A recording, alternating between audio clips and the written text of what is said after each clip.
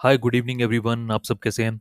अच्छा, I hope आपने last की वीडियो देखी होगी जिसके अंदर मैंने यही नवंबर दिसंबर अटेम्प्ट का 2019 में जो एग्ज़ाम हुआ था बीबीए का, वो उसका क्वेश्चन नंबर 1 मैंने करवाया था जिसके अंदर ऐसी कौन सी इनकम है जो टोटल इनकम का पार्ट नहीं बनती, यानी एग्जाम एग्जाम इनकम मैंने डिस्कस की थी। ये पूरा क्वेश्चन नंबर 1 मैंने उस वीडियो के अंदर मैंने समझाया था। आई होप आपको समझ में आया होगा। राइट। अब ये जो सेकंड वीडियो है, सेकंड वीडियो के अंदर इसी के ही कंटिन्यूशन में हम सेकंड क्वेश्चन हम करने वाले हैं। अब सेकंड क्वेश्चन कहाँ से है आपका? सेकंड क्वेश्चन आपका रेजिडेंशियल स्टेटस से है। एक सेकंड। यस। तो सेकंड जो क्वेश्चन है आपका वो रेजिडेंशियल स्टेटस से है। रेजिडेंशियल स्टेटस से ये क्वेश्चन आ जाता है और ये वेरी वेरी इंपॉर्टेंट क्वेश्चन में से एक है। आप इसको मार्क कर सकते हो, very very important question question आ सकता है क्योंकि रेजिडेंशियल स्टेटस से अगर कोई थ्योरी का क्वेश्चन बनता है तो वो यही क्वेश्चन बनता है और कोई क्वेश्चन नहीं बनता। और इवन ये थ्योरी का क्वेश्चन अगर आपको समझ में आ जाता है तो आप प्रैक्टिकल क्वेश्चंस भी अगर रेजिडेंशियल स्टेटस से अगर आते हैं तो आप अटेम्प्ट कर सकते हो। तो क्वेश्चन क्या बोल रहा है? क्वेश्चन ये बोल रहा है, how will you determine the residential status of individual और एचयूएफ। एचयूएफ और इंडिविजुअल का कैसे आप रेजिडेंशियल स्टेटस डिटरमाइन करोगे और इसका टोटल इनकम का क्या स्कोप होने वाला है इंडिविजुअल के केस में। तो ये सारी बातें हम डिस्कस करने वाले हैं। तो यहाँ पे ये क्या बोल रहा है? ये यहाँ पे meaning and importance of residential status बताया है। रेजिडेंशियल स्टेटस का मीनिंग वगैरह क्या है, रेजिडेंशियल स्टेटस जानना क्यों इंपॉर्टेंट है, वो मैं आपको आपकी क्लास के अंदर मैंने आपको वैसे समझाया हुआ है। क्या है रेजिडेंशियल स्टेटस जानना क्यों जरूरी होता है? क्योंकि अगर आपका रेजिडेंशियल स्टेटस अगर आपका चेंज हो जाता है तो आपकी इनकम पे टैक्स भी उसके अकॉर्डिंग लगता है। तो इसलिए ये जानना होता है। जैसे कि आपका रेजिडेंशियल स्टेटस अगर आपका इन रेजिडेंट है, रेजिडेंट मतलब कि आप इंडिया के रहने वाले हो, रेजिडेंट है, तो आपकी सारी इनकम टैक्सेबल हो जाती है। यानी कि अगर आपने कोई इंडिया में कमाई है वो भी टैक्सेबल है और अगर आपने इंडिया के बाहर कोई इनकम कमाई है वो भी टैक्सेबल हो जाती है। और यही अगर आपका रेजिडेंशियल स्टेटस, मैंने क्या बताया, अगर आपका रेजिडेंशियल स्टेटस अगर आपका रेजिडेंट होता है तो आपकी सारी इनकम टैक्सेबल हो जाती है। वेरएज अगर आपका रेजिडेंशियल स्टेटस एनआर होता है, एनआर एनआर मतलब नॉन रेजिडेंट, है ना, यानी इसका मतलब क्या हो गया, इंडिया के रहने वाले आप नहीं हो तो उसकी आप अगर आप नॉन रेजिडेंट हो तो आपकी इनकम भी उसी के अकॉर्डिंग टैक्सेबल होती है। इसमें क्या होता है, नॉन रेजिडेंट के केस में जो आपने इनकम इंडिया में अर्न करी होगी या फिर रिसीव करी होगी सिर्फ वही टैक्सेबल होगी। अगर कोई ऐसी इनकम है जो आपने बाहर कमाई है और बाहर ही रिसीव हो रही है तो वो टैक्सेबल नहीं होती। तो इसलिए ये रेजिडेंशियल स्टेटस जानना जरूरी है। अब इसको क्लासिफाई कैसे करते हैं वो आगे पढ़ लेते हैं एक बारी। तो ये सारी थ्योरी है, आप ये खुद पढ़ सकते हो। मैंने उसका मोटा मोटा मैंने आपको समझा दिया कि क्या बोल रहा है। उसके बाद आगे चलते हैं, how to determine the residential status. अब देखो, अगर इंडिविजुअल के केस में ना, यहाँ पे हम सबसे पहले ना मैं बात कर रहा हूँ इंडिविजुअल के केस में। मैं एच के केस में बाद में डिस्कस करूंगा, अभी हम इंडिविजुअल की बात कर रहे हैं। तो इंडिविजुअल, अगर कोई आप इंडिविजुअल हो, एज अ इंडिविजुअल, इंडिविजुअल मतलब एक इंसान जो एक इंडिपेंडेंट बंदा उसे इंडिविजुअल बोलेंगे। इंडिविजुअल के केस में आप, जैसे मेरे केस में, इंडिविजुअल के केस में आप या तो एक रेजिडेंट हो सकते हो, ठीक है, या फिर आप रेजिडेंट नॉट ऑर्डिनरली रेजिडेंट हो सकते हो, यानी जिसको आर ओ आर भी बोल सकते हो, इसको आर ओ आर भी, आर नहीं, इसको शॉर्ट में एन ओ आर भी बोल सकते हो आप, N O R, not ordinarily resident. And इसको रेजिडेंट को आप ये भी बोल सकते हो, ऑर्डिनरी ऑर्डिनरली रेजिडेंट, इसको ओ आर भी बोल सकते हो, यानी इसको या तो रेजिडेंट बोलो या फिर ओ आर भी बोल सकते हो, ठीक है। और एक आपकी कैटेगरी होती है एनआर, यानी रेजिडेंशियल स्टेटस ऑफ इंडिविजुअल तीन हिस्सों में डिवाइड होता है। या तो वो ओआर होगा यानी ऑर्डिनरी रेजिडेंट, या फिर वो एन ओ आर होगा नॉट ऑर्डिनरली रेजिडेंट, या फिर वो एनआर होगा यानी नॉन रेजिडेंट जो इंडिया में ही नहीं रहता। ये तीन स्टेटस हो सकते हैं। अब इसका यहाँ पे मतलब दिया हुआ है कि आप ओआर के केस में क्या होगा, यानी अगर आप रेजिडेंट हो, रेजिडेंट का केस के अंदर क्या होगा, यहाँ पे क्या लिखा हुआ है, रेजिडेंट के केस में अब बताता हूँ कि आप कैसे रेजिडेंट बनोगे। जब आप इनमें से कोई भी एक कंडीशन, वन क्या ना, कोई भी एक, इनमें से कोई भी एक कंडीशन, इन दोनों कंडीशन में से कोई भी यहाँ पे देखो और लिखा हुआ है, यहाँ पे और लिखा हुआ है, कोई भी एक कंडीशन अगर आप फुलफिल कर देते हो, जैसे कि आप कम से कम इंडिया में रहे हुए हो 182 डेज या फिर ज्यादा इंडिया में। अब ये किसका है, किसका देखना है आपको? प्रीवियस ईयर का देखना है। ये ध्यान रहे आपको, ये जो देखना है ये प्रीवियस ईयर का देखना है। Relevant financial year, relevant financial year का मतलब यहाँ पे है प्रीवियस ईयर, यानी जो जिस प्रीवियस ईयर का मतलब मैंने आपको समझाया हुआ है। प्रीवियस ईयर का मतलब पिछला साल नहीं होता। प्रीवियस ईयर का मतलब होता है कि जिस साल की आप इनकम टैक्स कैलकुलेट कर रहे हो उसे प्रीवियस ईयर कहते हैं। जैसे कि अगर जो अभी पिछला फाइनेंशियल ईयर क्या गया है, अभी जो फाइनेंशियल ईयर गया है वो कौन सा गया है? वो 22-23 गया है। तो 1 अप्रैल 2022 से लेके 31 मार्च 2023 इज अ प्रीवियस ईयर। इसे प्रीवियस ईयर कहते हैं। प्रीवियस ईयर का इनकम टैक्स में मतलब होता है कि जिस साल का आप इनकम टैक्स कैलकुलेट कर रहे होते हैं उसे ही प्रीवियस ईयर कहते हैं। ठीक है, अब वो कोई सा भी हो। तो प्रीवियस ईयर के अंदर आप कम से कम 182 डेज और मोर रहे हो, या तो ये कंडीशन फुलफिल कर दो, या फिर दूसरी कंडीशन क्या है? दूसरी कंडीशन ये है कि कम से कम 60 दिन आप प्रीवियस ईयर में, यानी जो 22-23 के अंदर आप कम से कम 60 और मोर डेज आप इंडिया में थे। 60 या मोर डेज आप इंडिया में थे, और उस प्रीवियस ईयर के भी 4 प्रीवियस ईयर की अगर मैं बात करूं तो 4 प्रीसीडिंग ईयर में आप कम से कम 365 दिन आप रहे हो, तो आप रेजिडेंट कहलाओगे। यानी इन दोनों में से, इन दोनों का क्या, दोनों होनी चाहिए या एक होनी चाहिए? कोई भी एक कंडीशन आप फुलफिल कर दो, कोई भी आप एक कंडीशन फुलफिल कर दोगे तो आप क्या हो जाओगे? आप रेजिडेंट बन जाओगे। इसको इसको अगर मैं बेटर आपको क्या कहते हैं, ग्राफिकली अगर मैं समझाने की कोशिश करूँ तो मैं समझाता हूँ।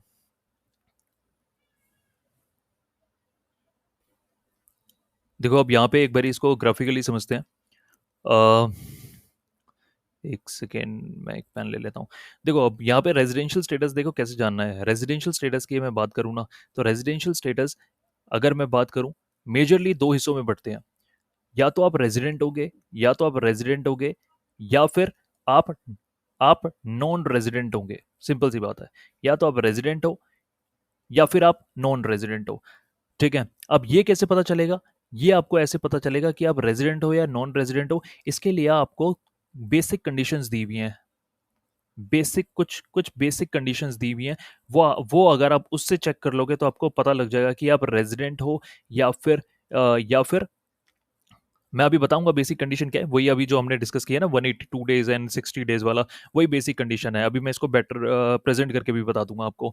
तो क्या आपको बेसिक कंडीशन फुलफिल, अगर बेसिक कंडीशन कोई भी एक फुलफिल हो जाती है तो आप या तो रेजिडेंट हो जाओगे, और अगर कोई भी बेसिक कंडीशन फुलफिल नहीं होती तो आप नॉन रेजिडेंट हो जाओगे। ठीक है, अब इसी के अंदर, रेजिडेंट के अंदर ही ना फर्दर दो हिस्सों में और बांटा जाता है। रेजिडेंट को ही दो हिस्सों में और बांटा जाता है, या तो आप ऑर्डिनरी रेजिडेंट होंगे या फिर नॉट ऑर्डिनरी रेजिडेंट होंगे। नॉट ऑर्डिनरी रेजिडेंट होंगे। ठीक है, अब ये कैसे पता चलेगा कि इसको कैसे क्लासिफाई करोगे कि कोई रेजिडेंट जो है बंदा है वो ऑर्डिनरी रेजिडेंट है या फिर नॉट ऑर्डिनरी रेजिडेंट है? उसके लिए कुछ स्पेशल कंडीशंस होती हैं। वो स्पेशल कंडीशंस भी मैं आपको आपके साथ में डिस्कस करूंगा कि कौन सी स्पेशल कंडीशंस हैं। ठीक है, तो आधा चैप्टर आपका यही खत्म हो जाएगा। अगर आप यही चीजें बस समझ जाते हो तो आपका हाफ चैप्टर आपका यही खत्म हो जाता है। तो अब कैसे पता लगेगा बेसिक कंडीशंस क्या है? बेसिक कंडीशंस आपकी देखो दो कंडीशंस है। कि बेसिक कंडीशन बस ये बोलता है, मैं इसको प्रेजेंट करके दिखाता हूँ आपको।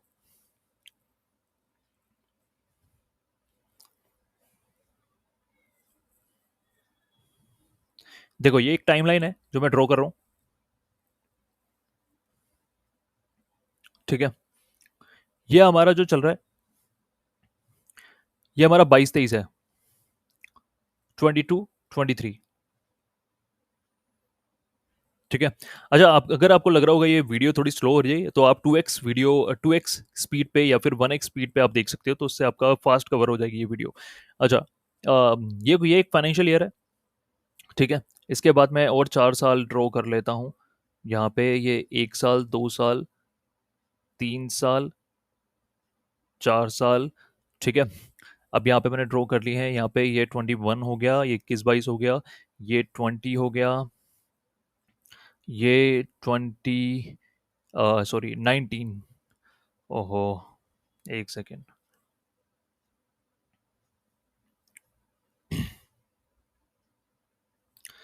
ये 19 हो गया, ये हो गया आपका 18, एंड ये हो गया आपका 17। ये हो गया आपका 17। अब एक बार ध्यान से देखो, ये क्या बोल रहा है? ये बोलने की कोशिश कर रहा है, वेर इज हाइलाइटर, ये रहा हाइलाइटर। हाँ, ये बोल रहा है 22-23 की अगर मैं बात करूं, अगर आपको 22-23 का चेक करना है कि 22-23 का अगर आपको चेक करना है कि आप रेजिडेंट हो या फिर नॉन रेजिडेंट हो, है ना?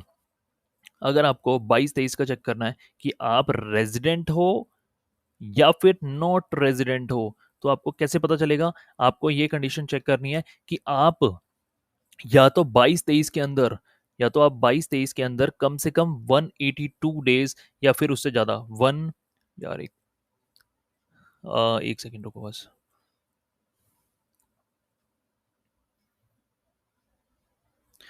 हम्म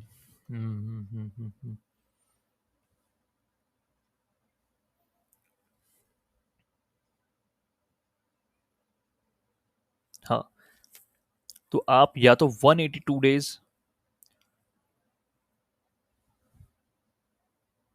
यानी 22-23 के अंदर कम से कम एक 182 डेज आपने, या फिर इससे ज्यादा 182 डेज, 182 डेज, और प्लस, और प्लस, और यहाँ पे मैं प्लस कर रहा हूँ कि या तो 182 डेज आपने बिताए हो या उससे ज्यादा दिन बिताए हो, तो आप रेजिडेंट कहलाओगे। या तो एक ये कंडीशन पूरी कर दो, या फिर अगर आपसे ये वाली कंडीशन नहीं पूरी हो रही है तो एक काम करते हैं, एक दूसरी वाली कंडीशन पूरी कर लो। इसके लिए मैं डिफरेंट पेन यूज कर रहा हूँ।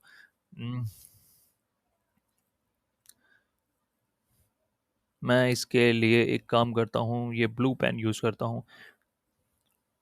हाँ, तो या फिर एक कंडीशन पूरी पूरी कर दो कि आप 60 डेज कम से कम 60 और मोर, 60 और 60 और मोर प्लस 60 और मोर, या तो 22-23 के अंदर आप 60 और मोर डेज आप रहे हो, है ना? 22-23 के अंदर 60 या 60 से ज्यादा दिन आप रहे हो, और ये इसके भी, इस प्रीवियस ईयर के भी 4 प्रीवियस ईयर, मैं 4 प्रीवियस ईयर की बात करूंगा। देखो, ये 1 साल, 2 साल, 3 साल, 4 साल, ये 4 साल, ये 4 साल देखोगे, इन 4 सालों में ना कम से कम आप 365 दिन रहे हो, 365 डेज रहे हो, 365 डेज आप रहे हो, ठीक है? और मोर, मतलब यार थ्री, कम से कम 365 हो गया, यानी 365 दिन या 365 दिन से ज्यादा रहे हो। अब मैं क्या बोल रहा हूँ? मैं यहाँ पे ये बोल रहा हूँ कि भैया इनमें से कोई भी एक कंडीशन फुलफिल करनी है, या तो आप 142 दिन, 182 डेज, या उससे ज्यादा आप आ जाओ, ठीक है? अगर आप नहीं आ सकते तो ये वाली कंडीशन पूरी कर दो, 60 प्लस मोर, और इसके भी जो 4 प्रीवियस ईयर होंगे उसमें 365 दिन, या तो ये पूरी कर लो या तो ये वाली पूरी कर लो, ठीक है? या फिर ये जो अभी मैंने लिखवाई है, ये जो नीचे वाली, ये वाली पूरी कर दो। अगर इन दोनों में से कोई भी एक पूरी कर दी ना, तो आप रेजिडेंट हो गए, तो आप रेजिडेंट हो गए। समझ गए? अगर आप इन दोनों में से कोई भी एक पूरी कर ली तो आप रेजिडेंट हो गए। और अगर दोनों ही नहीं पूरी हो पाई, जैसे कि फॉर एग्जाम्पल के लिए कि मिस्टर एक्स कोई बंदा है, ठीक है? वो 22-23 में पहली बार इंडिया आया है, पहली बार, उससे पहले कभी था ही नहीं इंडिया में, ठीक है? पहली बार इंडिया आया है और 50 दिन रह के गया है, तो वो क्या कहलाएगा? ना ही उसकी 182 डेज वाली कंडीशन पूरी हो पाई, ना ही उसकी 60 दिन वाली कंडीशन पूरी हो पाई, ठीक है? तो 60 दिन प्लस में 365 दिन है ना, तो वो भी नहीं पूरी हो पाई। अगर वो भी पूरी नहीं हो पाएगी तो फिर क्या होगा? वो नॉन रेजिडेंट बन जाएगा। मिस्टर एक्स यहाँ पे नॉन रेजिडेंट बन जाएंगे अगर वो 50 दिन ही आया था 22-23 के अंदर, ठीक है? यहाँ पे आपको, ये तो इसकी बेसिक कंडीशन है, तो ये यहीं लिखा हुआ है। एक बार हम नोट्स पे वापस चलते हैं। ये रहा नोट्स, तो नोट्स में ये लिखा हुआ है, ये बेसिक कंडीशंस है, ठीक है? इनमें से कोई भी दो पूरी हो जाएंगी तो आप क्या कहला जाओगे? आप क्या कहलाओगे? रेजिडेंट कहलाओगे या फिर नॉन रेजिडेंट कहलाओगे, ठीक है? यहाँ पे यही बोल रहा है कि अगर आप कोई भी एक कंडीशन पूरी करते हो तो आप रेजिडेंट कहलाओगे। बट ऑर्डिनरी रेजिडेंट के लिए रुको रुको, अभी स्पेशल कंडीशन भी पूरी करनी पड़ेगी। तो स्पेशल कंडीशन क्या है, वो आगे आएगी। आगे चलते हैं। तो ये सब, ये नोट्स में लिखा हुआ है, ये कुछ ये डिटेल्स हैं, ये आप पढ़ लेना एक बारी, अगर आप रीड करना चाहते हो तो। वीडियो को पॉज करके आप एक बारी पढ़ लेना, ठीक है? अब फटाफट एक बारी ना हम नॉन रेजिडेंट पे आ जाते हैं। अभी नॉन रेजिडेंट पे आ जाते हैं। हाँ, नॉन रेजिडेंट, नॉन रेजिडेंट क्या बोल रहा है? Individual satisfy neither of the condition, ये ना ही वो ए वाली कंडीशन पूरी कर पाया, ना ही वो बी वाली, यानी ना ही वो 182 डेज वाली कंडीशन पूरी कर पाया, ना ही वो 60 + 365 डेज वाली कंडीशन पूरी कर पाया, तो वो क्या हो जाएगा, वो एनआर हो जाएगा। अब कहानी आ जाती है हमारी यहाँ पे, तो हमें समझ में आ जाएगा। देखो अब वापस आ जाओ नोट्स पे। यहाँ पे तो मुझे समझ में आ गया कि वो रेजिडेंट है या नॉन रेजिडेंट है, बट रेजिडेंट के अंदर ऑर्डिनरी रेजिडेंट वाला है या नॉट ऑर्डिनरी रेजिडेंट वाला है, तो उसको समझने के लिए हम यहाँ पे स्पेशल कंडीशंस हमें समझनी पड़ेंगी। स्पेशल कंडीशंस में यहाँ पे देख लेते हैं एक बारी क्या बोल रहा है।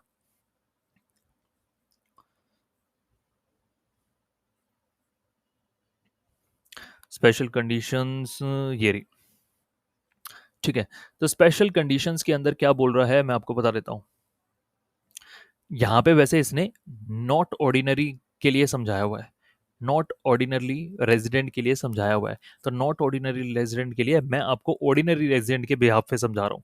यहाँ पे ये क्या बोल रहा है एक बारी समझने की कोशिश करो। यहाँ पे ये कह रहा है कि अगर वो he will be R O R, ordinary resident, R O R का मतलब होता है रेजिडेंट, ऑर्डिनरी वाला resident, if he meets the both the following condition.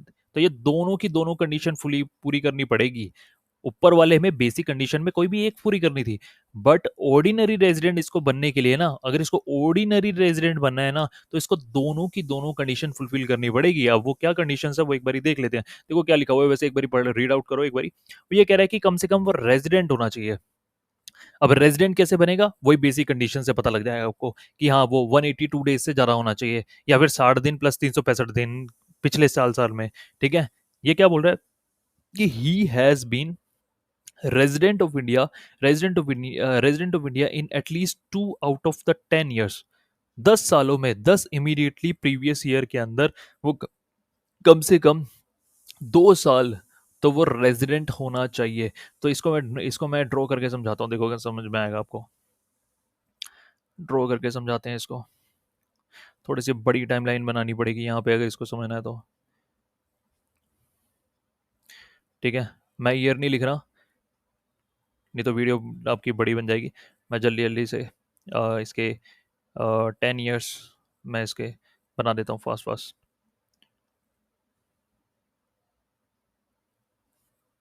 अच्छा ये कौन सा ईयर है, ये 22-23 है, 22 और 23।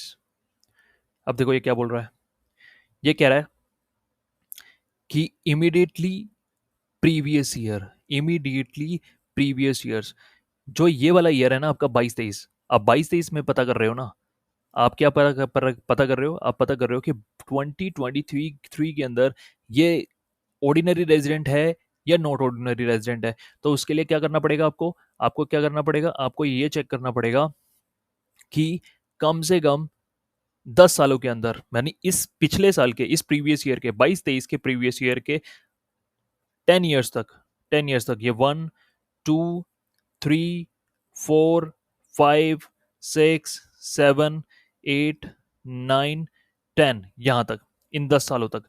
इन 10 सालों में ना कोई भी एक साल, ये कोई भी 2 साल, सॉरी कोई भी 2 साल वो रेजिडेंट होना चाहिए। जैसे हम यहाँ पे एग्जांपल ले लेते हैं कि इस साल वो रेजिडेंट था,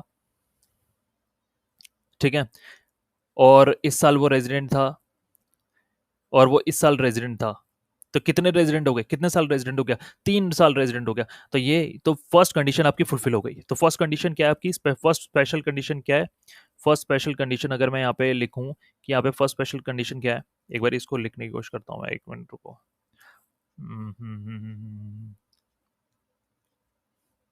हाँ, मैं यहाँ पे फर्स्ट जो आपकी स्पेशल कंडीशन है वो ये क्या है, फर्स्ट कंडीशन क्या है, फर्स्ट ये कंडीशन है इसकी कि एटलीस्ट 2 टाइम्स रेजिडेंट होना चाहिए वो इन 10 previous year of previous year, यानी प्रीवियस ईयर के भी 10 पिछले साल में वो 2 टाइम तो वो रेजिडेंट होना चाहिए। अब रेजिडेंट की डेफिनेशन क्या है, वही 182 डेज से ज्यादा होना चाहिए। एंड एंड अब देखो मैं यहाँ पे क्या लिख रहा हूँ, एंड लिख रहा हूँ मैं, एंड इसको मैं बीच में लिख देता हूँ, एंड यानी ये भी होना चाहिए और ये भी होना चाहिए। दूसरी कंडीशन देखो क्या है, दूसरी कंडीशन क्या है, दूसरी कंडीशन भी एक बार ही देख लेते हैं। Has stay in India for at least 730 days in 7 immediately preceding the 7 years.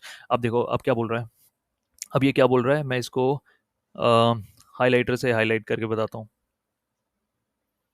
Orange colour का मैं हाईलाइटर ले रहा हूँ। ये 7 पिछले साल के अंदर 1, 2, 3, 4, 5, 6, 7, यानी इन 7 सालों के अंदर कम से कम 730 दिन रहा वो, 730 डेज रहा हो। इन 7 सालों के अंदर कोई भी मतलब कहीं भी पूरा कर ले, चाहे वो 2 साल में कंटिन्यूसली पूरा कर ले या फिर वो वैसे पूरा पूरा कर ले, 720 डेज। दूसरी कंडीशन क्या है? 730 डेज, 720, हाँ 730 days, 730 days in 7 year, in 7 years, in 7 previous year of previous year, यानी उस प्रीवियस ईयर जो 22-23 यहाँ पे प्रीवियस ईयर है ना, इस प्रीवियस ईयर का भी जो 7 पिछले साल होंगे उसके अंदर कम से कम 730 डेज वो रह रहा हो। तो अब मैं क्या है, एक तो फर्स्ट कंडीशन ये वाली है एंड सेकंड कंडीशन ये वाली है। इन ये दोनों जब कंडीशन फुलफिल होंगी ना, तब जाके आप क्या बन जाओगे। जब दोनों ही कंडीशन फुलफिल हो जाएंगी, जब दोनों ही कंडीशन टिक हो जाएंगी आपकी, तो आप क्या बन जाओगे? आप ऑर्डिनरी रेजिडेंट बन जाओगे। और मुझे एक बात बताओ, नॉट ऑर्डिनरी रेजिडेंट बनने के लिए क्या करना पड़ेगा? इनमें से कोई भी एक कंडीशन फुलफिल ना हुई है ना, या फिर दोनों ही नहीं फुलफिल हुई। तो जब दोनों ही नहीं फुलफिल होंगी या फिर इनमें से कोई भी एक फुलफिल नहीं हुई, तो आप क्या बन जाओगे? आप नॉट ऑर्डिनरी रेजिडेंट बन जाओगे। तो यहाँ पे आई होप आपको समझ में आया होगा। अगर समझ में नहीं आया तो इस दोबारा इस वीडियो को रिव्यू कर सकते हो उसको, है ना, अगेन वॉच करो इस वीडियो को विद विद 1x स्पीड, तो आपको आई होप आपको समझ में आ जाएगा फिर। हाँ, तो यहाँ पे हम नोट्स की तरफ चलते हैं। नोट्स में भी देखो यही लिखा हुआ है कि अगर आपको ओआर बनना है, ओआर में आपको ये दोनों कंडीशन फुलफिल करनी पड़ेगी, तभी आप ओआर यानी ऑर्डिनरी रेजिडेंट बनोगे, नहीं तो आप क्या कहलाओगे? नॉट ऑर्डिनरी रेजिडेंट आप कहलाओगे। ठीक है, नॉट ऑर्डिनरी रेजिडेंट नहीं तो आप कहलाओगे। तो आई होप ये समझ में आया होगा। अब आपको क्वेश्चन ये होगा, सर हम ये क्यों जान रहे हैं कि रेजिडेंट है या नॉन रेजिडेंट है या ऑर्डिनरी रेजिडेंट है, ये हम क्यों जानना चाहते हैं? ये हम जानना चाहते हैं, देखो यही नोट्स के अंदर लिखा हुआ है, ये इसका इसका जवाब आपका यही क्वेश्चन के अंदर है। देखो एक बार क्वेश्चन पढ़ते हैं हम, क्योंकि क्वेश्चन भी समझना जरूरी है, अदरवाइज नहीं तो आप कुछ और कहानी लिख के आओगे इसके अंदर। यहाँ पे देखो क्वेश्चन आपका अगला क्वेश्चन ही यही है इसके अंदर, क्वेश्चन नंबर 2 के अंदर आपका यही क्वेश्चन है कि what is the scope of total income for the individual. अब ये स्कोप ऑफ टोटल इनकम का मतलब ये पूछ रहा है कि इंडिविजुअल के केस में ये पूछ रहा है कि भैया आपका जो ऑर्डिनरी रेजिडेंट है उस केस में कौन कौन सी इनकम टैक्सेबल होगी। ठीक है, आपका जो नॉट ऑर्डिनरी रेजिडेंट है उस केस में कौन कौन सी इनकम टैक्सेबल होगी, और आपका अगर आप नॉन रेजिडेंट होते हो तो आपकी कौन कौन सी इनकम टैक्सेबल होगी। ठीक है, तो यही यही इसी के अंदर ही आपको लिखना है what is the scope. Scope वही है आपका। तो एक बार स्कोप की तरफ डायरेक्टली चलते हैं। इसको एचयूएफ का मैं बाद में कराता हूँ, इसके इसके बाद में कराता हूँ। हम डायरेक्टली चलते हैं आपके, आप आ जाओ डायरेक्टली स्कोप की तरफ। ये रहा स्कोप, देखो ये रहा स्कोप। अब इसी से रिलेटेड ना आपकी वीडियो आती है, मैं अगर आपको बात करूँ तो इसी से रिलेटेड वीडियो आती है। अच्छा, माय सॉरी, इसी से रिलेटेड आपके ना क्वेश्चंस, प्रैक्टिकल क्वेश्चंस भी आ सकते हैं कि आपका आपके पास ये इनकम दी होगी, इस तरह की इनकम दी होगी। देखो यहाँ पे लिखा हुआ है, यहाँ पे देखो, यहाँ पे देखो ये क्या है, एक बार ये देख लेते हैं। ये क्या है? Ordinary resident. अगर आप ऑर्डिनरी रेजिडेंट हो तो कौन कौन सी टैक्सेबल होगी? टैक्स टैक्स का मतलब है, मतलब टैक्सेबल होंगी। नॉट ऑर्डिनरी रेजिडेंट यानी आप क्यों हो? नॉट ऑर्डिनरी रेजिडेंट हो। यहाँ पे क्या है? एनआर, यानी तीनों के केस में, ओआर के केस में, एनओआर के केस में और नॉन रेजिडेंट के केस में, ये सारी इनकम दी हुई है। ये टाइप ऑफ, देखो ये 7 तरह की इनकम हो सकती है आपके पास। दुनिया में आपके पास 7 तरह की इनकम हो सकती है। तो ऑर्डिनरी के केस, ऑर्डिनरी रेजिडेंट के केस में कौन कौन सी टैक्सेबल है, नॉट ऑर्डिनरी रेजिडेंट के केस में कौन सी टैक्सेबल है, और नॉन रेजिडेंट के केस में कौन कौन सी टैक्सेबल है। अब एक बार ये जब आप क्लासिफाई कर लोगे इन तीनों कैटेगरी को, तो देखो टैक्सेबल देखो कैसे है। एक बार सिंपल देखो, सिंपल याद करने का तरीका है, और अगर प्रैक्टिकल क्वेश्चन भी आ जाता है ना इससे रिलेटेड, बहुत इजी। आधा क्वेश्चन तो आप ऐसे ही सॉल्व कर सकते हो। आधा क्वेश्चन देखो कैसे सॉल्व करोगे, इसको याद करने का तरीका भी मैं आपको बता दूंगा। पहले इसको पढ़ लेते हैं, फिर मैं आपको याद करने का तरीका भी बताऊंगा। क्या बोल रहा है, वन बाय वन समझते हैं, फिर एंड में आपको ना मैं याद करने का इसका बहुत शॉर्ट तरीका भी बताऊंगा। तो इसमें क्या लिखा हुआ है? इनकम रिसीव, अगर ऐसी कोई भी इनकम है जो आप इंडिया में रिसीव करते हो, तो ओआर के केस में, ऑर्डिनरी के केस में क्या है? टैक्सेबल। यानी आपको टैक्स देना पड़ेगा। अगर कोई भी इनकम है जो इंडिया में आप रिसीव करते हो, चाहे वो आपने बाहर अर्न करी थी, चाहे वो इंडिया में अर्न करी थी, ध्यान से सुनो मैं क्या कर रहा हूँ। वर्ड क्या लिखा हुआ है? वर्ड ये लिखा हुआ है कि अगर आपने कोई भी इनकम इंडिया में रिसीव किया है, यानी इंडिया में आपको मिली वो इनकम, चाहे वो आपने कमाई बाहर थी, ठीक है। इसका मैं एग्जांपल देता हूं कि जैसे कि आप टेस्ला में आपने ज्वाइन किया। अब टेस्ला कंपनी कहाँ पे है? यूएस के अंदर। बट आपका वर्क फ्रॉम होम चल रहा है, तो आप इंडिया में ही बैठे हुए हो। आप इंडिया में ही बैठे हुए हो। अब कमाई वहां पे आपने ऑनलाइन सर्विसेज आप दे रहे हो, कमाई वहां पे आपने, और वहां से वहां वहां जो इनकम आपने अर्न करी वो आपके इंडिया के बैंक अकाउंट में आ गई।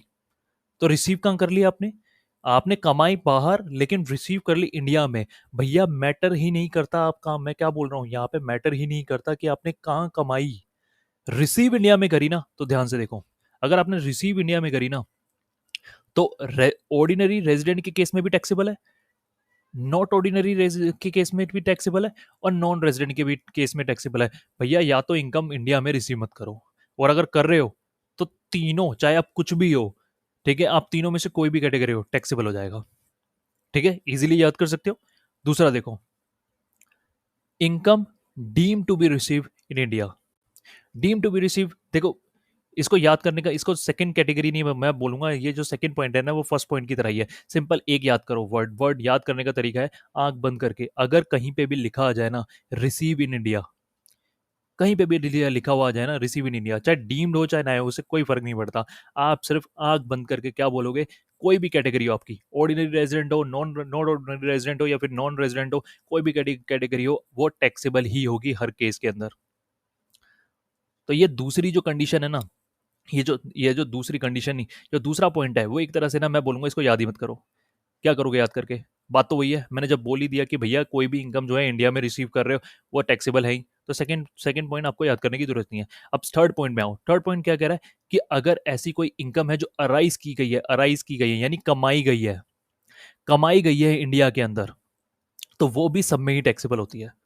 वो भी सब में ही टैक्सेबल होती है, देखो तीनों में टैक्सेबल है ना।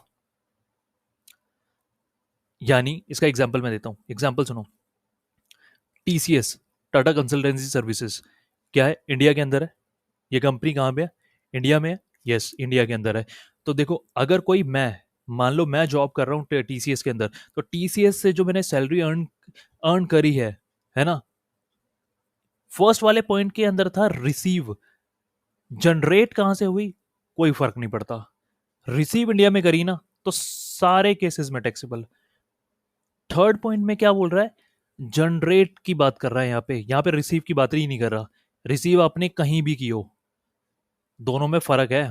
फर्स्ट पॉइंट में रिसीव की बात कर रहे थे, जनरेट कहीं पे भी हो, पूरे वर्ल्ड में कहीं भी जनरेट हो रही हो इनकम आपकी, बट इंडिया में आपने रिसीव करी ना तो टैक्सेबल है। फर्स्ट पॉइंट ये कह रहा था।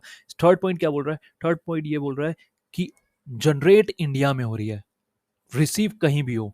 इसका दोनों दो एग्जाम्पल देता हूं, आपको समझ में आएगा। एक एग्जाम्पल क्या है कि टीसीएस में मैं जॉब करता हूँ, टीसीएस इंडिया के अंदर है ना। अब मैं जॉब करता हूँ, जनरेट कहाँ से हो रही है? इंडिया में जनरेट हो रही है। रिसीव कहाँ हो रही है? इंडिया में ही हो रही है। तो जनरेट इंडिया में हो रही है ना, टैक्सेबल है, बात खत्म, कुछ भी हो आप, फर्क ही नहीं पड़ता। दूसरा, एक और केस में बताता हूँ। मान लो कोई फॉरनर है, अब ऐसा भी तो हो सकता है ना कोई जापानीज है।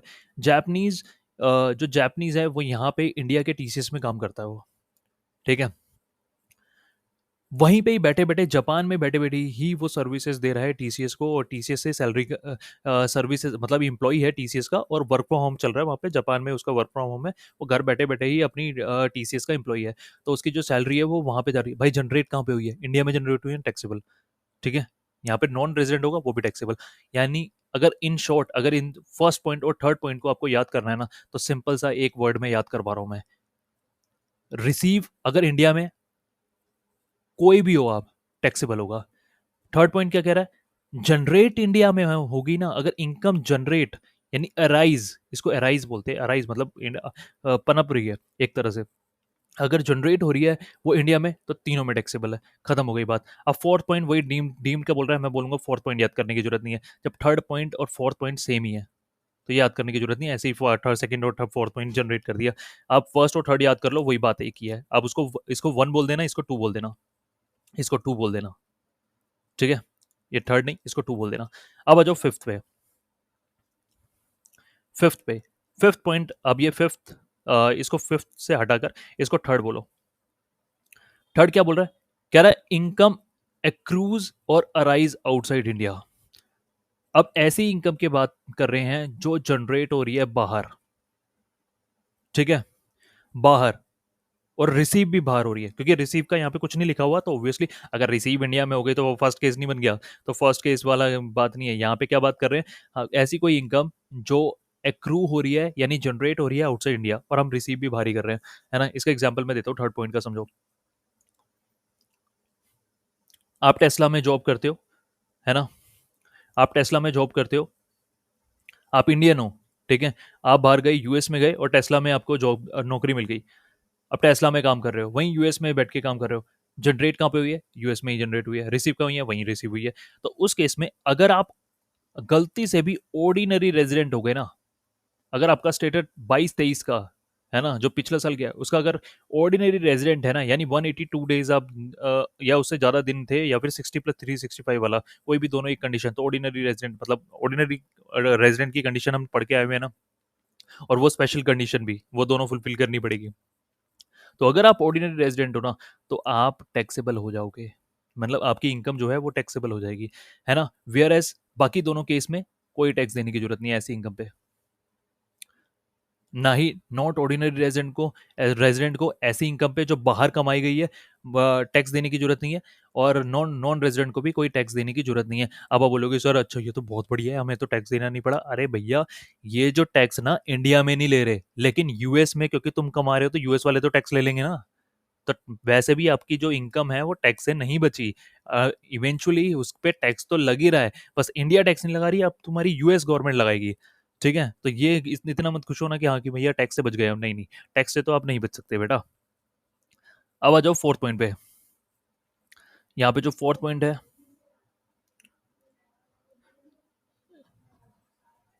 यहाँ पे फोर्थ पॉइंट डिस्कस कर रहा हूँ मैं अब।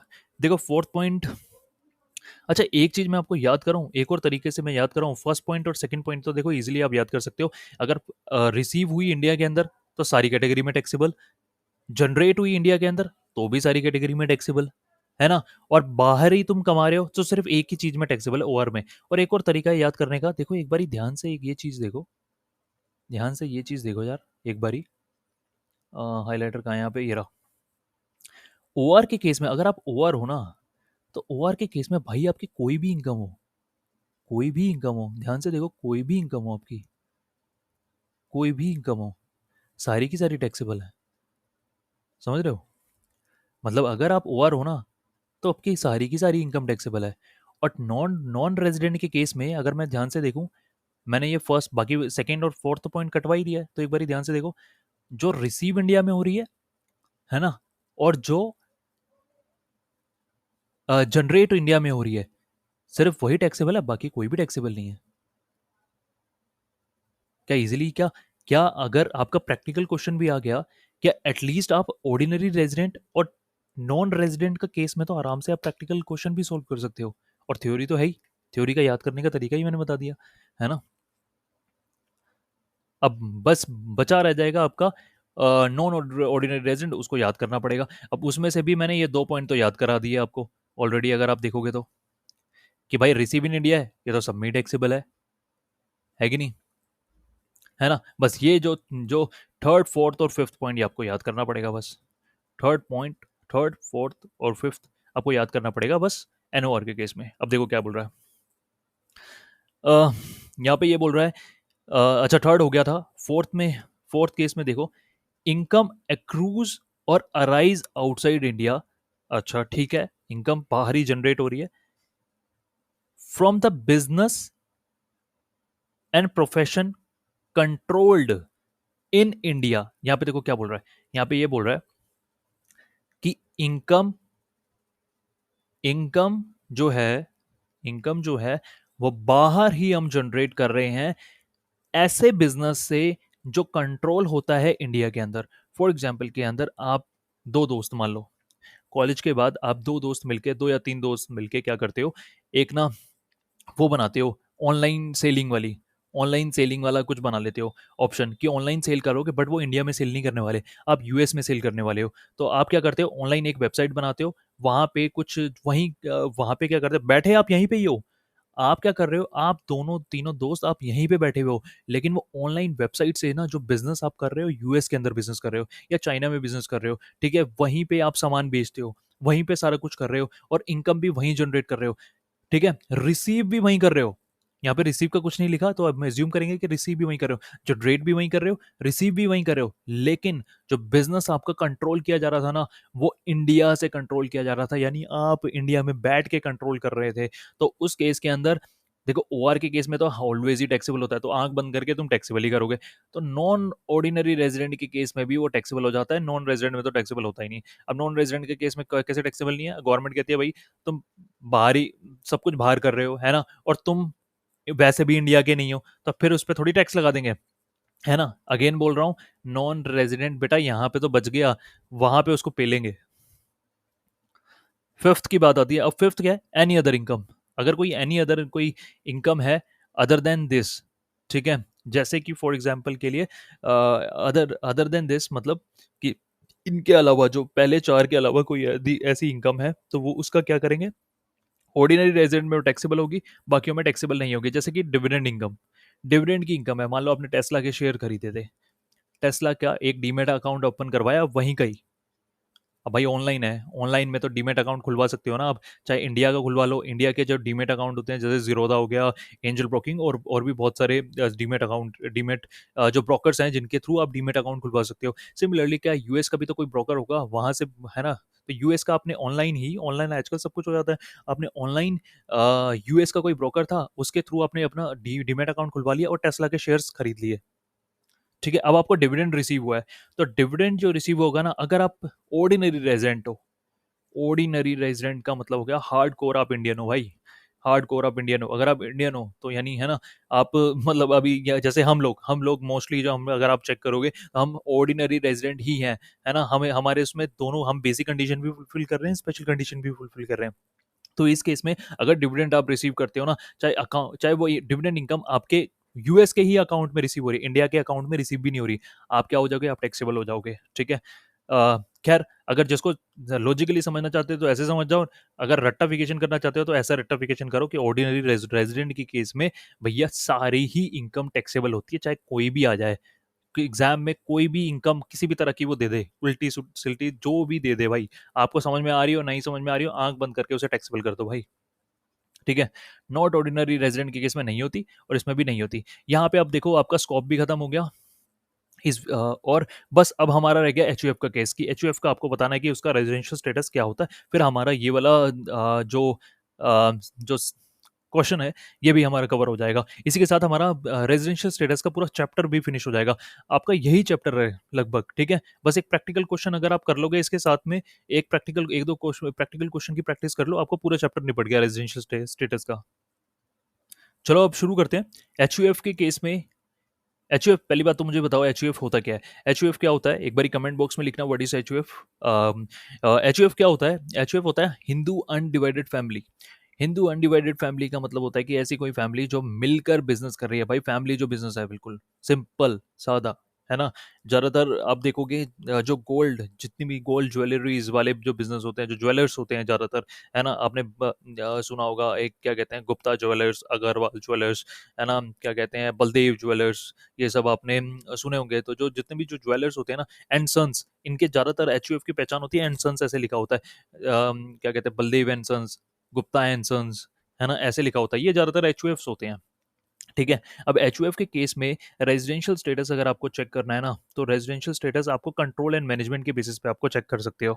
अब मैं इसको बता रहा हूँ, देखो कैसे करोगे। यहाँ पे देखो लिखा हुआ है, यहाँ पे आ जाओ।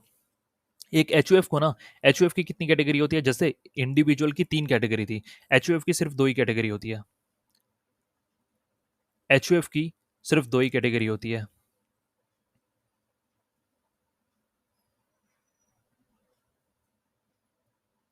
एक सेकंड रुको।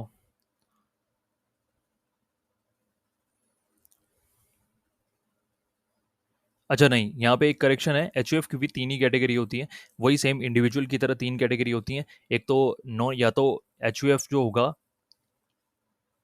या तो एचयूएफ आपका ऑर्डिनरी रेजिडेंट होगा, ऑर्डिनरी रेजिडेंट होगा, ठीक है, या फिर आपका जो एचयूएफ है वो नॉट ऑर्डिनरी रेजिडेंट होगा, या फिर आपका एचयूएफ जो होगा वो वो एनआर होगा, नॉन रेजिडेंट होगा।